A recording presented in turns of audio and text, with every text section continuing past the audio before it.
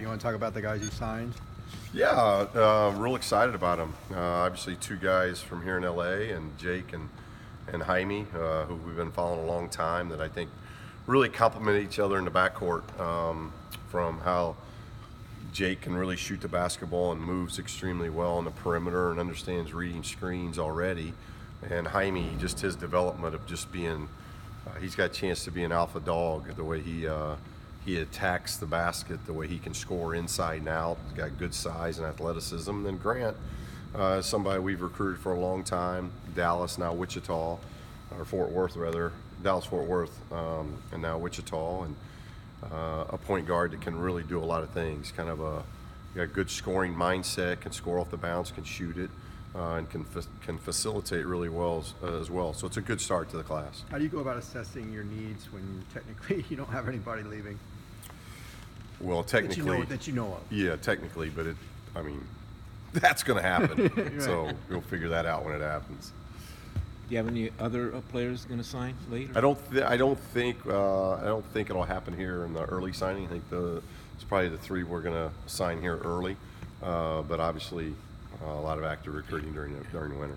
How do you divvy up recruiting with this new coaching staff? You obviously lost one of your recruiters. As far as how we... Yeah, I mean, who kind of took over that responsibility? Well, Dwayne's always been somebody that's been in the forefront because he's been my associate head coach. So we give guys different titles. So Coach Grace used to be a recruiting coordinator. And basically what that is just coordinating where we'd like for people to go and people to see. But Dwayne from New Mexico to here has always been the guy that I lean on, and so now he just has taken over that role of coordinating the rest of us of where we go and what games we got to see. But I've never been a coach that you got the East and I got the West and you got the Midwest, and it's always been a collective.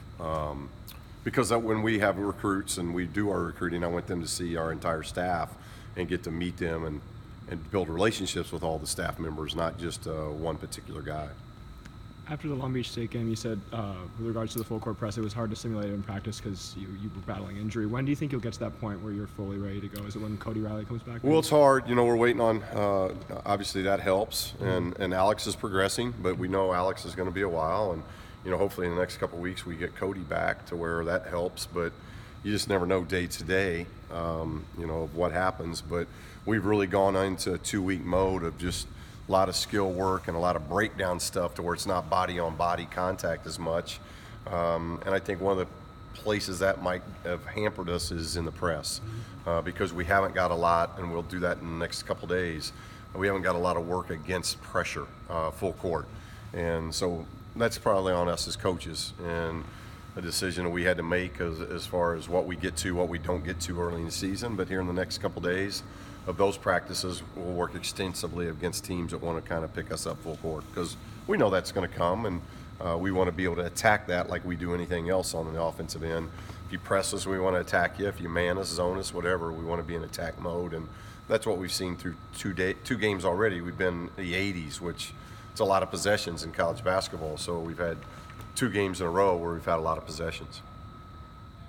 Did you get any clarity on Cody's injury as to when he might be back, the timeline, or is it still kind of... No, not really a timeline, just he's progressing very well. That's the positive, is that things are looking very good, and each day he gets to do a little bit more just as far as no contact stuff and just see how he's doing. So right now he's progressing very, very well, so hopefully it's going to be sooner than later because he's somebody that doesn't just help us at the offensive end, he helps us at the defensive end because he's another big like Jay Hill where we can switch 5 ways instead of 4. What's kind of the early scouting report on St. Francis? Very talented and a scary opponent. Guard play that is very attack-minded. They shoot it well, they drive it well, they put a lot of pressure on your defense because they like to score the basketball. So very similar in really the first 2 games that I think you're going to see a high possession game because PFW, Long Beach, they wanted to play and play up tempo, and I think St. Francis the same way. So they had a kid Blackman that was sitting was all conference selection last year that tore I think ACL or had a leg injury, and now he's back. So you got some guards that are very potent as far as how they attack off the bounce. They get fouled a lot. They get to the line a lot.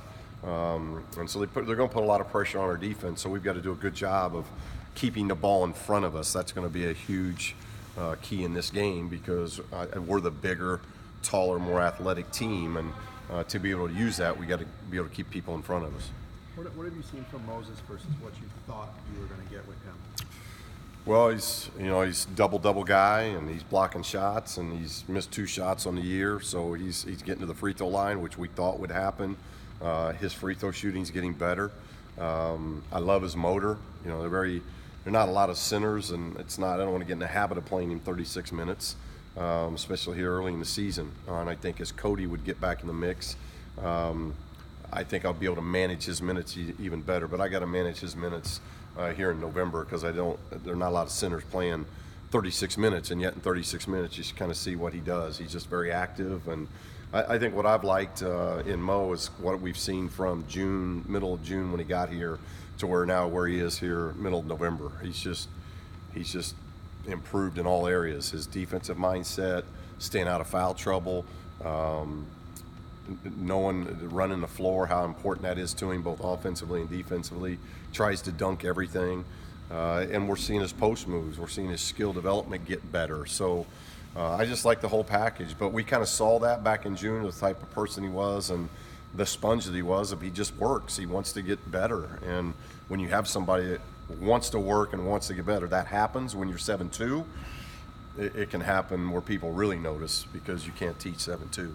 People pulled out the Lou Alcindor comparisons. What do you think about that? Well, people always throw out comparisons. I'm not a comparison guy because I think I have too much respect for those that have come before these guys. And these guys are trying to develop a career. They're trying to become a really good player. And to compare that to, arguably one of the best ever to play the game, that's unfair. Obviously, they're big guys that grew up in New York City, but from that standpoint, that doesn't mean that Mo can't develop into an outstanding player. But to compare him to Kareem right now is very, very unfair. Getting back to the press, did you see in tape what gave the team the problem? Yeah, little things, not running the baseline when we take the ball out, catching it in the coffin corner, inviting traps.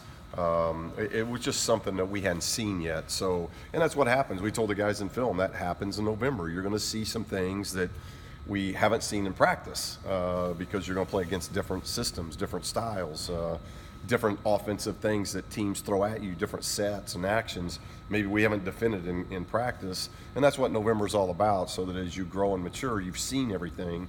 That's the first time we've had a real aggressive trap and press come at us, and obviously we didn't handle it very well. But I think the next time that happens, our guys they'll learn and they'll adjust and we'll practice it and we'll get better. But we got really deep on the baseline and catches, and the inbounder didn't run the baseline. So it was like we were just zeroing in on one guy to throw it to, and there's 4 other guys that we can throw it to. So a lot of it is just learning spacing. We're a motion team, and our press break is really going from 50 feet to 94 feet. And but to the guys, standing up for the guys, we just have not spent enough time with 94-foot inline-to-inline offense like we need to. When we talked to you after the Long Beach State game, you talked about your house having to be evacuated, and you weren't sure of the resolution. What was the resolution? We got back in last night. So, like I said in the press, just incredibly blessed, and can't thank the first responders, the firemen, the police. It's amazing. I've been able to see it firsthand. A lot of times you watch telecast at night and you see it other places, but it hits home when Calabasas was kind of the hub, and so you get to see what they actually have to go through and the amount of time. And the thing I appreciate, they're just the servanthood of that occupation of your occupation is doing things for others, and to me that's an incredible trait to have as a human being. And the things that other people have had to go through a lot worse than what we had to go through. Just being evacuated isn't a big deal when you get to come back to your house. It's an inconvenience, but it's in the long scope, it's not that big a deal. When you got to come back and you don't have a home, that's a whole different thing that you have to deal with, and so it's tough, and I've been able to see that, and but the family's safe, and things. So we're very blessed from that standpoint. Now, just trying to figure out how we can help everybody in the community where they may have had some loss that we didn't have, but just being very, very grateful for those that are on the front lines trying to help everybody. Everyone good? Thank you.